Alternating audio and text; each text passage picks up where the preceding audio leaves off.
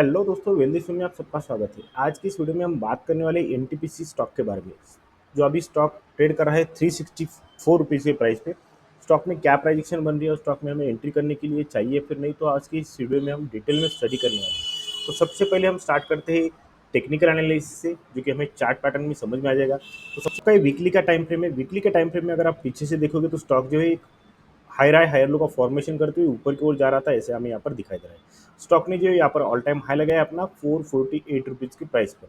All time high लगाने के बाद स्टॉक में यहाँ पर प्रॉफिट बुकिंग है, और प्रॉफिट बुकिंग आने के बाद स्टॉक जो है लगभग 292 रुपीज़ की प्राइस पे यहाँ पर सपोर्ट लिया, और सपोर्ट लेने के बाद यही से प्राइस एक्शन चेंज करते हुए ऊपर की ओर जा रहा है, ऐसा हमें वीकली टाइम फ्रेम में पता चलता है।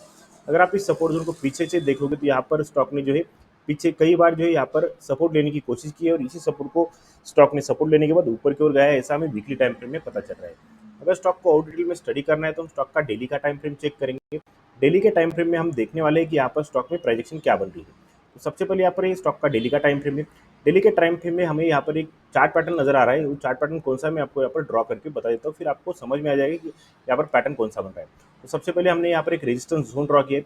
उसके बाद हम यहाँ पर एक जो है हमारा चार्ट पैटर्न ड्रॉ करने वाले, जो चार्ट पैटर्न हम इसको कहते हैं कफ विथ हैंडल का फॉर्मेशन।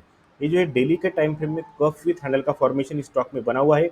तो ये जो पैटर्न रहता है, ये बुलिश रिवर्सल पैटर्न रहता है, जो कि हमें कहता है कि यहाँ से जो है स्टॉक का ट्रेंड चेंज हो सकता है और स्टॉक जो है ऊपर की ओर जा सकता है।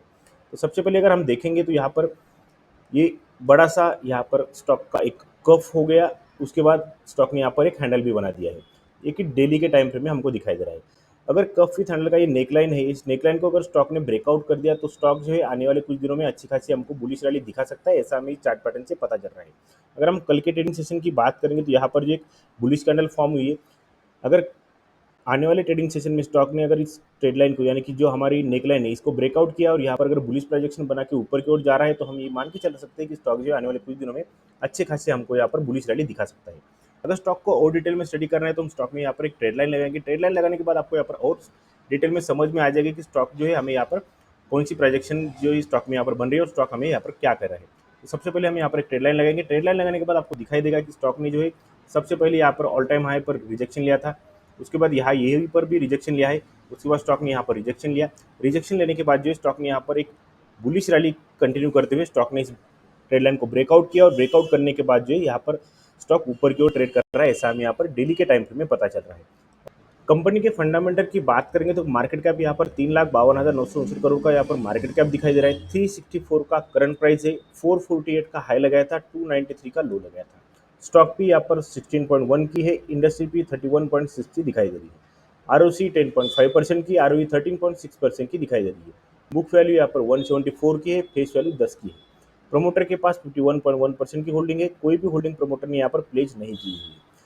कंपनी के ऊपर डेप्ट की बात करेंगे तो 2,42,000 करोड़ से ज़्यादा का जो है कंपनी के ऊपर डेप्ट है, और डेप्ट टू इक्विटी रेशियो 1.44 का दिखाई दे रहा है। कंपनी के क्वार्टर रिजल्ट की बात करेंगे तो सितंबर और दिसंबर का अगर हम डेटा चेक करेंगे, यहाँ पर 44,000 करोड़ से भी ज़्यादा की हमको सेल्स दिखाई दे रही है। यहाँ पर 45 करोड़ से भी ज़्यादा की हमको यहाँ पर सेल्स दिखाई दे रही है, यानी कि सेल्स में हमको अच्छी खासी ग्रोथ क्वार्टरली टाइम फ्रेम में दिखाई दे रही है। वही अगर हम प्रॉफिट की बात करेंगे, यहाँ पर 11,655 करोड़ का यहाँ पर प्रॉफिट है सितंबर 2024 में, और यहाँ पर 13,324 करोड़ का प्रॉफिट हमको दिसंबर 2024 में दिखाई दे रहा है, यानी कि प्रॉफिट में भी हमको क्वार्टरली टाइम फ्रेम में अच्छी खासी ग्रोथ दिखाई दे रही है। प्रॉफिट एंड लॉस की बात करेंगे तो मार्च 2023 और मार्च 2024 का अगर हम डेटा चेक करेंगे तो मार्च 2023 में 1,76,207 करोड़ के सेल्स है। वही अगर हम देखेंगे तो 2024 में 1,78,501 करोड़ के सेल्स है, यानी कि सेल्स में हमको अच्छी खासी ग्रोथ दिखाई दे रही है। अगर हम प्रॉफिट की बात करेंगे, यहाँ पर 47,596 करोड़ के प्रॉफिट है, और यहाँ पर 51,456 करोड़ के प्रॉफिट है, यानी कि प्रॉफिट में भी हमको अच्छी खासी ग्रोथ यहाँ पर दिखाई दे रही है। कंपनी के शेयर होल्डिंग पैटर्न की बात करेंगे तो प्रमोटर के पास 51% से भी ज़्यादा की होल्डिंग दिखाई दे रही है। एफआई के पास यहाँ पर 18% से भी ज़्यादा की होल्डिंग है। डीआई के पास 26% से भी ज़्यादा की होल्डिंग, और पब्लिक के पास यहाँ पर लगभग 4% तक की होल्डिंग हमको दिखाई दे रही है। तो आज की इस वीडियो में हमने स्टॉक के टेक्निकल की स्टडी की। टेक्निकल से हमें पता चल रहा है कि स्टॉक जो है यहाँ पर बुलिश रैली कंटिन्यू करने के लिए तैयार हो रहा है। अगर हम फंडामेंटल की बात करेंगे तो फंडामेंटली कंपनी हमको अच्छी खासी दिखाई दे रही है, क्योंकि यहाँ पर क्वार्टरली टाइम फ्रेम में और ईयरली टाइम फ्रेम में प्रॉफिट और यहाँ पर सेल्स में अच्छी खासी ग्रोथ हमको दिखाई दे रही है। तो अगर आपको लगता है कि स्टॉक में स्विंग के लिए जाना चाहिए तो आप इस स्टॉक को अपने वॉच लिस्ट में रखिए, इसका स्टडी कीजिए, फिर आप इस स्टॉक को स्विंग के लिए देख सकते हो। आज के लिए बस इतना ही। अगर मेरा वीडियो अच्छा लगा है तो प्लीज़ चैनल को सब्सक्राइब कीजिए और वीडियो को लाइक कीजिए।